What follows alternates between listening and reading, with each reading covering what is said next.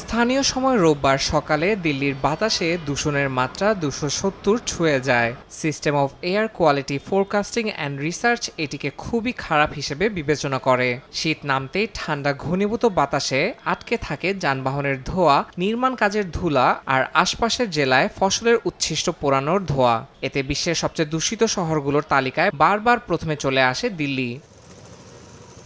এই প্রেক্ষাপটেই দূষণ রুখতে রোববার পথে নেমে আসে সাইক্লিস্ট গ্রুপ। শতাধিক সাইক্লিস্টের অংশগ্রহণে অনুষ্ঠিত হয় দূষণ বিরোধী র্যালি। আয়োজকদের দাবি, গাড়ি ব্যবহার যত কমবে ততই শহরের বাতাস বিশুদ্ধ হয়ে উঠবে। অংশগ্রহণকারীরা পথচারীদের সাইকেল, হাঁটা বা গণপরিবহন ব্যবহারের আহ্বান জানান।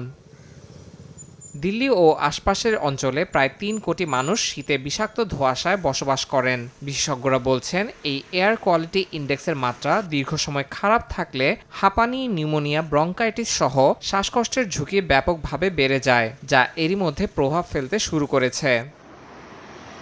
দূষণ ঠেকাতে সরকারের নানা নির্দেশনা থাকলেও বিশেষজ্ঞদের মতে ব্যক্তিগত গাড়ি নির্ভরতা কমানো ছাড়া সমাধান আসবে না। সাইক্লিস্টরা তাই নিজেদের অভিজ্ঞতা দিয়ে দেখাতে চান, কম দূষণ, ব্যয় আর দ্রুতগতি সব দিক থেকেই সাইকেল হতে পারে নগর পরিবহনের অন্যতম টেকসই সমাধান। ইয়াসিন মোহাম্মদ জিসান, সময় সংবাদ।